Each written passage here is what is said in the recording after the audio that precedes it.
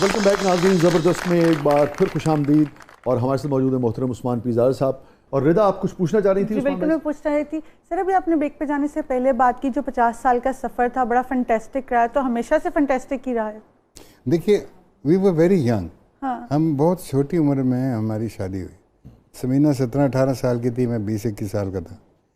तो हम इकट्ठे बड़े हुए हैं। That is the most important thing. So we have grown up together and like friends. और एक और चीज़ जो हमारी ज़िंदगी में हुई, 12 साल तक हमारी औलाद नहीं थी। सो 12 साल हमें एक दूसरे को जानने में, परखने में लगे। होता ये है कि शादी होती है, यंग कपल इमीडिएटली बेबी आ जाता है। बेबी जो है उसकी अपनी लॉजिस्टिक्स, वो अपना इमोशन लेके आता है, वो अपना सारा, वो बड़ा उसको टाइम चाहिए आपसे। तो वो आपकी ज़िंदगियाँ एकदम से बदलनी शुरू हो जाती है। इवन उस्मान भाई, ये खुद एक सब्जेक्ट है, क्योंकि औरत की तवज्जो फिर उधर बहुत होती है। हमारे यहाँ चूंकि एक तासुर ये है कि सारा काम उसने करना होता है। मर्द को लगता है उसकी तवज्जो और उसके ऊपर जो अब्रे करम था वो ज़रा कम हो गया, उससे भी बड़े मसाइल। मैं और समीना दोनों वर्किंग पेरेंट्स थे, you know, we were working both of अस।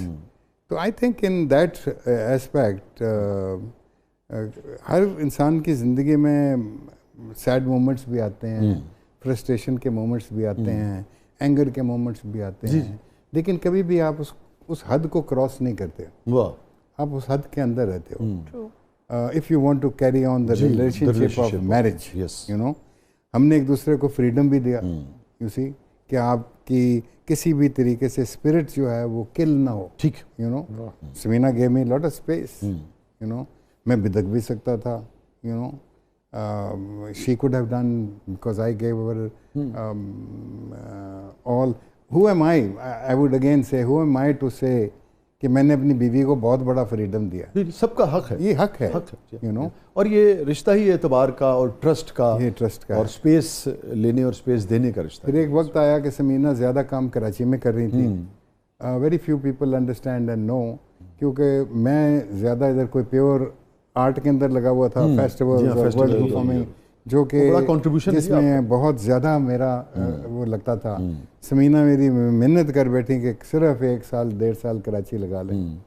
सो नहीं किया, क्योंकि कर नहीं सके, सेक्रीफाइस थी वो इन अ वे। तो जो समीना ने दिन रात वहाँ पे काम किया, इसलिए किया कि हमारी बच्चियाँ पढ़ रही थी कनाडा में।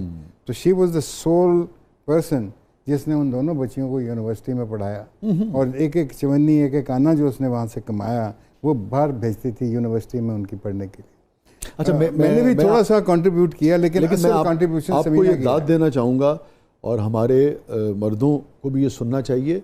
और जो एतराफ़ है, जिस मोहब्बत से आपने उनको अप्रिशिएट किया है, एतराफ़ किया है, मतलब उसकी भी बात जो है, क्योंकि हमारे यहाँ तो आपको पता है वो जो ईगो है मर्द की बड़ी फौरन नहीं, आई थिंक वो होती है जी, मेरे होंगे इन्हें कि मैं खर्चा कर ले। बाद में मैंने जो समझना शुरू किया कि आप अपने बच्चों को कोई प्लॉट दे दें या जेवर दे दें, क्या कर दें, जो उनको आपने तालीम दे दी ना, वो सबसे बड़ी बात है। उस्मान भाई, हमारा सेगमेंट है, इसका नाम है catharsis. So, are you ready, sir? Yeah. So, any regret in life? मुझे शायद एक रिग्रेट हो, that my father died too early. I wanted him to see what his sons did. How old you were then? I was 18 or 19. Oh. सदान Fizaan 12 साल के थे। अच्छा। सलमान भाई तो यहाँ पे थे नहीं, आए थे, डेथ पे आ गए थे तो 12-13 साल बाद। ही वॉज इन बरतानिया। दूसरा रिग्रेट ये था कि मैंने उसको टाइम क्यों नहीं दिया जब तक वो थे। हाँ, मतलब सीखा सब, मतलब बहुत कुछ सीखा उनसे। मतलब हम एक प्ले कर रहे थे फॉर इंस्टेंस, तो उसमें हंसना था। उस प्ले में सरमद सबाई का डार्क रूम, ठीक है, डार्क रूम, हाँ, उसमें एक मोमेंट आता है जिससे जो मैं कैरेक्टर प्ले कर रहा हूँ, वो एक पार्टी से ड्रंक आता है, नीचे एंगर, और फिर वो कुत्ते की तरह भौंकता भी है और वो फिर हंसता है, यू नो। तो वो हिस्टेरिकल हंसी नहीं हंसी जा रही थी। तो मैंने डरते खोखली हंसी है। 2 दिन सोचा पहले कि अब्बा से किस तरह पूछूं। फिर वो लाइब्रेरी में बैठे हुए थे, मैं गया, मैंने जाके उनसे कहा कि जी मेरा ये प्रॉब्लम है, तो मुझे समझाएं मैंने किस तरह ये करूं। 1.5-2 घंटे का लेक्चर है सिर्फ लाफ्टर के ऊपर। उंगली में उठाई होती थी जिस तरह म्यूजिक डायरेक्टर की स्टिक नहीं होती। Now you see it will start from here.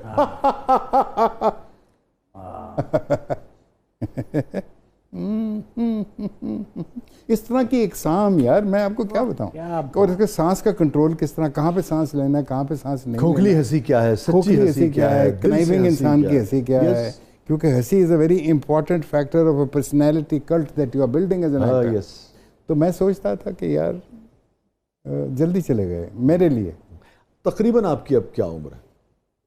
I am 73। ठीक है, तो मैं इसलिए पूछ रहा हूँ कि बड़ी दिलचस्प बात है, एक आदमी जो इतना लर्नड है, ज़िंदगी का शऊर है, ज़िंदगी की हकीकतों का लाज बात है, इदराक बहुत होता है जब आदमी ज़्यादा पढ़ता है, मगर उसके बावजूद भी 17-18 साल के नौजवान का वो जो रिग्रेट है वो निकला नहीं कि मैं अपने वालिद के साथ ज़्यादा वक्त गुजारता। आज क्योंकि उसकी एक वजह है, 50 साल के बाद भी आपको वो याद है।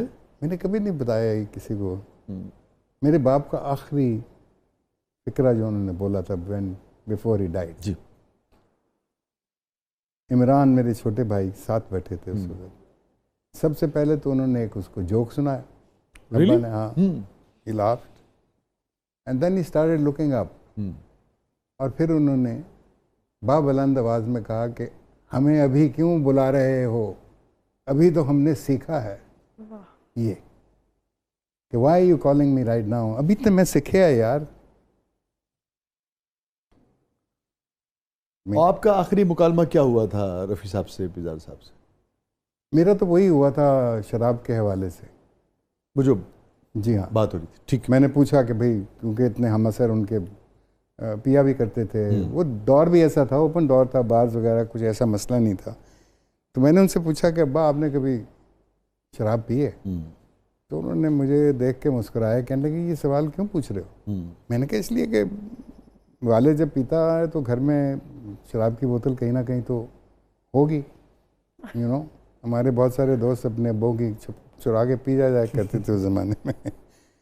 तो उन्होंने कहा नहीं बेटे, हमको इसके साथ इतना शगफ नहीं रहा, ये एग्जैक्ट वर्ड उन्होंने बोला, शगफ नहीं। मैंने कहा क्यों नहीं, एक मॉडर्न फैमिली का इंसान बर्लिन के अंदर बड़ा हुआ तो शगफ ही नहीं है। तो कहने लगे बेटे शायद हम में अपनी ज़ात का इतना नशा था कि इसकी ज़रूरत नहीं पड़ी। तब समझ में नहीं आया कि ज़ात का नशा क्या होता है। ज़ात का नशा अब पता लगता है। मैं अगर आप इजाज़त दें एक शेर पेश करूँ जी। मैं इसलिए शराब की जानिब नहीं गया, मैं इसलिए शराब की जानिब नहीं गया, पोशीदा एक कैद भी थी इस फरार में।